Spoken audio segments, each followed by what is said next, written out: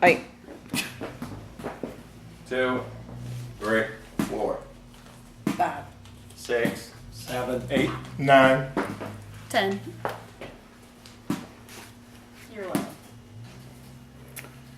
Imagine what it would feel like to not know where you're going to lay your head down to sleep tonight.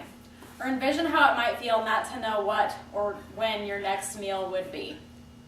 For some people, about 1,700 in our community in Knoxville, this isn't just a thought, this is their reality. Homelessness is an epidemic of staggering proportions. Many homeless people don't fit the stereotype of someone standing on a street corner asking for money. You may know a homeless person, you just may not know that they are. It could be someone that you work with, someone that you go to school with, or even someone that your children go to school with.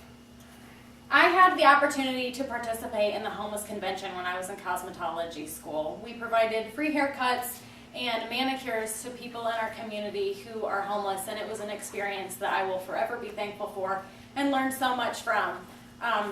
People unfortunately have the stigma about homeless people that they're lesser or that they're inadequate or whatnot, but they're actually just completely normal people. They're the same as you and I. I had the opportunity to help them, and they also helped give me insight to the extent of the severity of homelessness in our community, which is really sad. Homelessness is extremely victimizing. It's not just a matter of insufficient housing. People think that homelessness can be ended by homeless people gaining somewhere to live, but their needs extend well beyond that. It's insufficient resources in general beyond just basic human necessities of food and shelter and clothing. The biggest obstacle that homeless people struggle with is essentially money. In order to have money, you obviously have to have a job. In order to have a job, you have to have some education or experience. You need transportation to and from work. If you have children, they require childcare while you're working.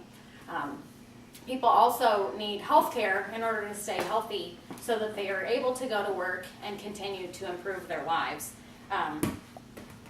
If homeless people can afford to invest in some sort of home, they need things beyond that just for the home itself, such as electricity and water and furniture. Homelessness is just a really vicious cycle that is extremely difficult to overcome. Homelessness doesn't just impact the people who are homeless. The impacts are primarily on the homeless, but they should fall on us who are not homeless and who are more fortunate than those people suffering from homelessness. Homelessness does not discriminate against people. It is happening to people of every age, race, and gender in our community. Many homeless people want to stay out of the public eye, so they live in cars and motels and the shelter and under bridges and in parks and things like that. The fastest growing subpopulation in our country is actually the community of homelessness. Now that you are aware of the effects of homelessness, I want to propose a plan to you so that you can help to aid in ending the vicious cycle of homelessness.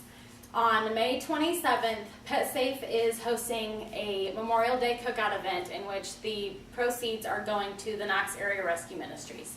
The Knox Area Rescue Ministries is also known as CARM, and it is a local ministry that helps people who are homeless to get back on their feet with the resources that they need. They provide things like rehabilitation and food and shelter and clothing and just everything that a homeless person would need to gain their footing to live independently again. This event is from 11 to 3 o'clock at the Cove at Concord Park, and 100% of the proceeds will go directly to CARM. PetSafe is actually not benefiting from it at all. All you have to do is you go to the park and you pay $5, and with your $5 you will receive 2 hot dogs and a package of chips and a drink. The impacts that your effort will have by participating in this event is you will get the satisfaction of knowing that you help the less fortunate in our community, as well as, it will provide services and resources to the people in our community who are unfortunately homeless. The negative impacts if you do not participate in this event would be that you're going to have to lay your head down at night in your plush, comfy bed and know that you have the opportunity to make an impact in the homeless community, but you simply chose not to. In conclusion to my speech, I hope that you have gained some insight as to the impacts and the suffering that goes on in the homeless community, and in that you will attend this event to benefit CARM and our homeless community. Making a difference in participating is really simple. You may say, well, it's not that big of a deal, it's just $5, but you don't know where that $5 can go to someone who literally has nothing. All you have to do is drive to the park, pay your $5, and eat your lunch, and the homeless community can benefit in more ways than you can even imagine. And I don't want you to just blow this off. I want you to act right now about this, because I know you'll think, oh, I might go, but I'll deal with it later. So I want you to, after my speech ends, go and write it down on your calendar or put it in your phone as an event with a reminder so that you don't forget about it. It's only a one-day event, and so you only have this one opportunity to participate.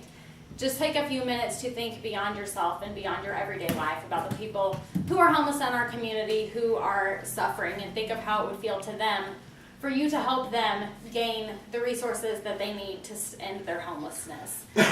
It could be a matter of feeding them a meal or providing somewhere for them to sleep at night. I please ask that you take this 1 hour out of your day to participate in this event to help aid in the fight against homelessness. And I also want to thank Fox Dogs for providing us with a hot dog suit today and being my assistant.